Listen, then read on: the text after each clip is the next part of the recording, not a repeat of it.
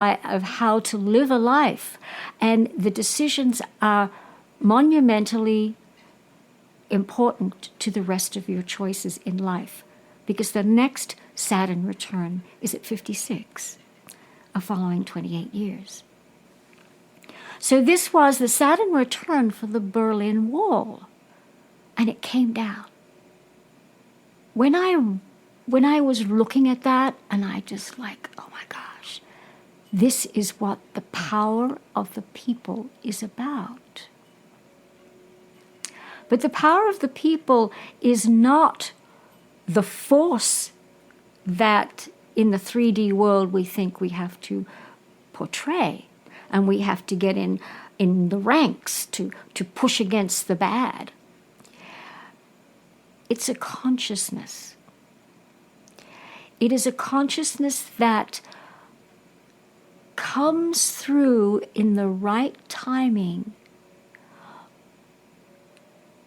when the soul's imprint of the people, of the land, of the mission of the country, and all different things comes into a line that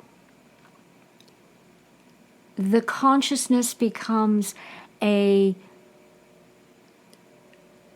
bubble that goes beyond race, color, belief, political views, religious views. It goes beyond anything and everything, because it touches the very core of the heart and soul of people, that they know what is high and divinely right. And even though they may not have believed it the week before, or they may have been a huge opponent of one or the other, the power of this consciousness becomes so vital and so euphoric that it takes actions. It becomes an alchemical process within the minds and the energy fields of the masses. A time that was not unlike that was when, in 2011, when what we call the Arab Spring, it was a similar uprising, a democratic uprising in Egypt and in the Middle East against the corruption of vast majorities of the political and governmental systems. And the same thing happened. They met, we've got to go to Tahrir Square, which is the center of Cairo. We have to go to Tahrir Square. We have to go to Tahrir Square. Why? I don't know.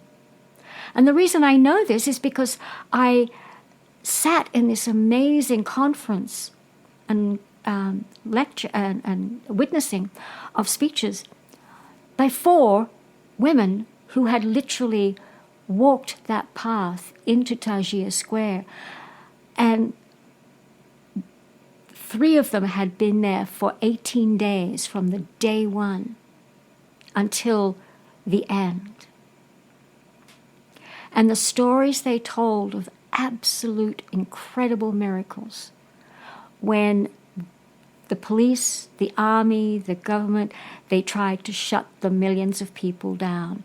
Day after day, each day, more and more people would come into Tahrir Square and all the way through Cairo, and they would be massing in this demonstration of pure peace and love and saying no to the corruption. The military and the police, they cut off cell phones, they cut off electricity, they cut off any type of latrines and bathrooms, made sure there was all the food would run out. They stopped them every single way they could. But these 4 women told of amazing circumstances where people were seriously ill, and out of nowhere, supplies would be passed through the crowd, or people would come and help them, or food would suddenly miraculously appear when everybody's hungry in the middle of the night, and it's like day 14, and there's nothing. No water, no food, no latrines, and miracles absolutely manifested. Every single one of them said, with tears rolling down their face, "We don't know how it happened. It was just things arrived. A group of us would think of something we needed, and it would manifest. And it would manifest somewhere else in the other part of the crowd, and another part of the crowd." It was their consciousness that was manifesting these miracles. It lasted 18 days, and they fought for the rights, and they got rid of Mubarak, I think that was who it was, and other things. Yet, as is the way with the power, when they see the power of the people, like in the Berlin Wall, like in the Arab Spring, like when Princess Diana passed, the worldwide empathy and love that was huge and totally unexpected. After umpteen days, the ones on the other side were going, "Whoa, we've got to stop this. We have to stop this. We can't have them getting any power. We can't have them doing this because we will lose." The same with John F. Kennedy. When he passed, when he was assassinated, when Bobby Kennedy was assassinated, when Martin Luther King was assassinated, the people came together in those emotional times. And then a couple of days later, when they were still in that huge euphoric place, the dark side came in and went, "No, we have to stop this." And that's when violence usually started, or something equal to it. Tiananmen Square, when the young man stood in front of the tanks. The courage and the people were just like, "Yes, this is who we are, and this is what we want to embody." And they had to stop that, so they bulldozed him over, ran him over with the tanks. Power of the people does not happen on the 3D level. Power of the people happens through the consciousness. And it's not consciousness that you can manipulate or tangibly understand. But eventually it comes deep from within, but it has to, and it is always, always, always based on truth. Not man-made truth. Divine creator source truth. It is based on love, not man-made love. It is based on true, high, divine creator source love. Authenticity, true, divine creator authenticity. And soul, knowing this is the purest part of the soul incarnation that can be manifest. Woodstock was the same. 500,000 people plus came together after so many stops and delays and intentional rejections over and over and over and over again in the planning stages. Watch the documentary, I think it's on Netflix, on Woodstock. Brilliant, you'll see what I'm talking about. But what happened, the premise for Woodstock was saying no to the Vietnam War, no more, no more killing, no more lies about it. That we want peace, and we want love, and we want music.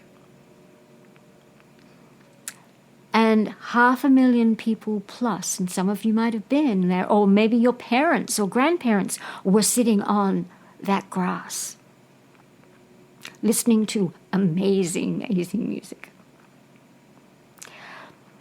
The same thing happened. All of these people came. And then,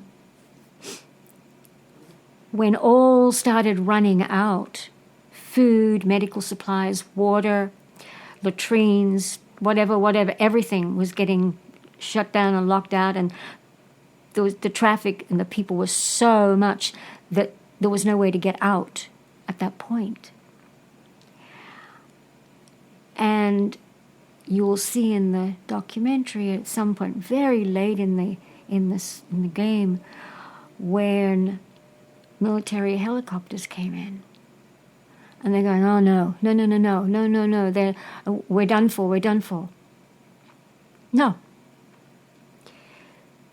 The military came in to drop medical supplies and food and water with the message, we know what you're trying to do and we appreciate it. We support you and this is our help. Would that happen now? Very much doubt it. Very, very much doubt it. But that was part of this massive consciousness that was focusing on peace, on love, on joy, on no more wars and no more death. And it was so much in the hearts of my age group. I'm a baby boomer. This is the work that we were doing in so many ways. But once again, after that, everybody was branded, stopped, desecrated, the whole thing. Darkness comes in and takes over and says, no, we can't have this power. So I haven't even got to the word power yet, have I? In what it means. So now that you got the idea, and I do go on, yet I believe that a lot of this is very, very necessary to fill in the gaps.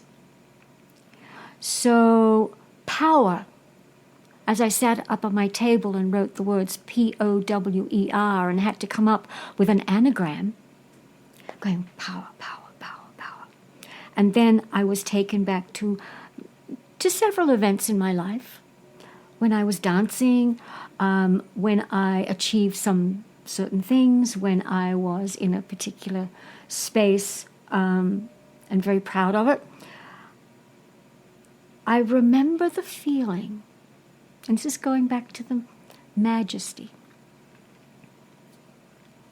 The words came, potential of wonder engaging regalness. The regalness is the majesty. The majesty that people, the little girls want to be a princess and the queen, and little boys want to be the prince and the king.